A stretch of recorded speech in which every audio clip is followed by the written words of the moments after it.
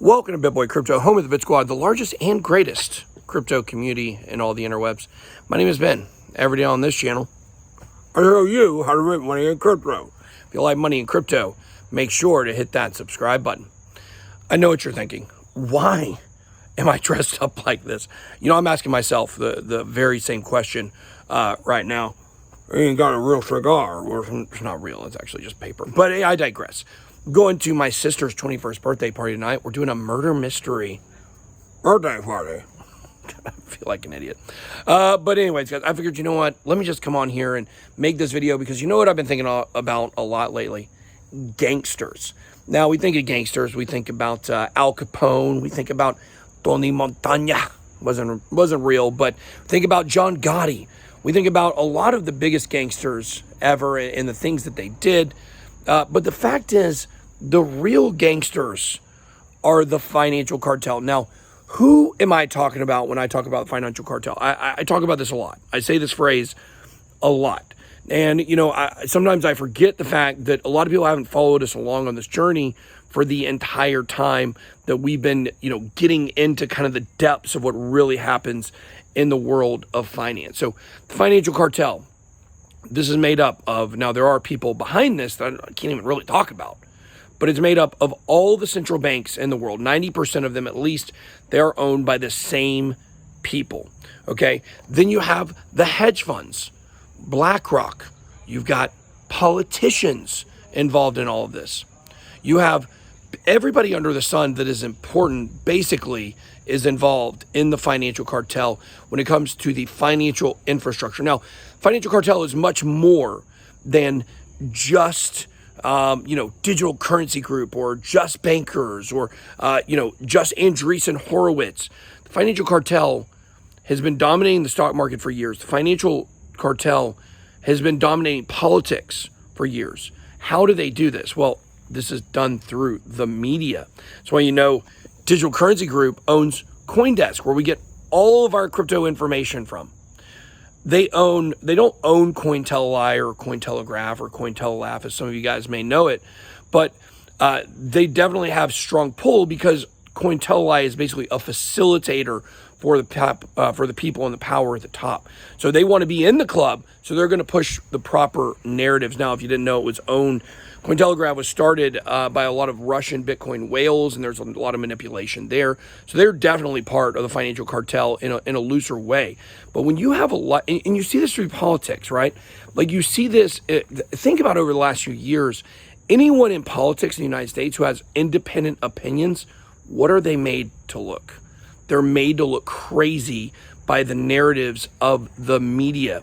If you question, like, let's just say, you have a question about climate change. I'm not even saying you don't believe it. I'm just saying, if you have a question about, like, what's really going on here with climate change? Is this really to save the environment?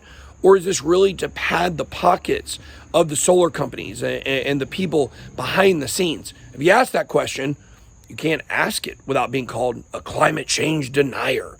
You can't ask questions. We see this in censorship.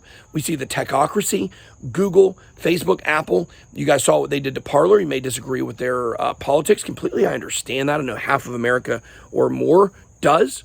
But the fact that you had a monopoly work together to take out a competitor in the social media space, well, that's straight out of the playbook of 1984 by George Orwell. So the point is, the financial cartel controlling all the financial pieces, it's hedge funds, it's Blackrock, it's Andreessen Horowitz, it's every big fund in the world basically, and then you've got the central banks around the world, you got the EMF, you got the World Economic Forum, you've got a lot of these major players in the game. Look what they've done to Binance. Binance is outside the financial cartel, so they make them look like they're the worst people ever. So what's really interesting is, what people don't understand is this financial cartel also controls the flow of regulation. That's why we see a lot of people now, like Brian Armstrong, Uncle Brian, obviously part of the financial cartel, talking about, oh, now we need regulation. You're having a lot of these people that used to be against regulation. They used to be for libertarianism, right? Crypto is about not paying taxes, and crypto is about freedom and decentralization. Now they're calling for regulation. Why? Because they're going to use the regulation to stifle competition. Watch what happens in the United States. Coinbase, FTX. These are going to the two chosen exchanges. Now remember, we want to swim with the whales. But the narratives here, of course, Solana all involved with FTX. The narrative here is that they're going to force the regulation to favor the companies the financial cartel backs. That gives them all the advantage in the world in the entire space. Now, so how can we use this information for our benefit? How can we take all of this and understand there are whales afoot? There are large financial institutions that are working together to rig the game. My son's throwing a ball against his wall, but to rig the game for themselves. How do we swim with the whales? Well, you look for the coins, you look for the cryptos. They've been doing this in the stock market forever. You look at the next ones that they're going to pump. We just saw what happened with Solana. We now I've got plenty of Solana, but it's moved up to my fourth biggest holding, but only because of the explosive gains. We want to find these coins that the financial cartel is potentially going to back and see these kinds of explosive movements from. So I'm going to give you two right now. One that has been pumping recently that could be, this is more a shorter term play, could be the next Solana. Then we're going to look at a longer term one. So the first one is Avalanche. Now, Avalanche has been pumping a lot lately, similarly to what we've seen from Solana. Now, why have I been bringing up Andreessen Horowitz, a VC fund? Why have I been bringing them up? They're behind a lot of the biggest companies in the world. They're behind a lot of the big crypto projects, a lot of the speculative funding rounds. Well, guess who they were an early investor in? Avalanche. It's not hard to figure out, people. When you find projects that Andreessen Horowitz and other members of Financial Cartel invest in, you buy those and you will do well. So let's talk about a second coin. So the second coin, 90% of this coin is owned by the whales internally, but that doesn't matter, okay? The coin, FTT. This is the FTX token.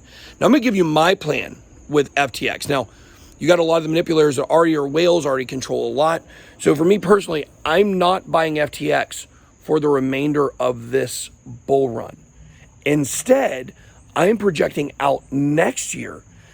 If you missed 2018 and 2019, which I know most of you did, exchange coins like BNB, Huobi token, the OKX coin, OKcoin, these did very well compared to other niches in the bear market. So FTX is one, or FTT is one I'm going to be looking at to accumulate big time in the next bear market, which will be next year. Why? It's a surefire win. Financial Cartel is going to make FTX the number 2 exchange in the world behind Coinbase. I wouldn't be surprised if it goes public in the next 2 to 3 years. It's definitely one to watch. So those are two coins you can kind of swim with the whales on, and you can look at. But there's a lot of gangsters out there. Somebody's going to clip that. I don't even care. Why? Because I'm too gangster. All right, guys, that's all I got. I'm going to go enjoy my party tonight. I can't decide if I'm going to do those little 3-minute videos at night on the weekends. Depends on what time I get home. Maybe I will, maybe I won't. What do y'all think? If you want those, drop those down below in the comments. I'll give you the top stories of the day later in 3 minutes. All right, that's all I got. Be blessed. Well.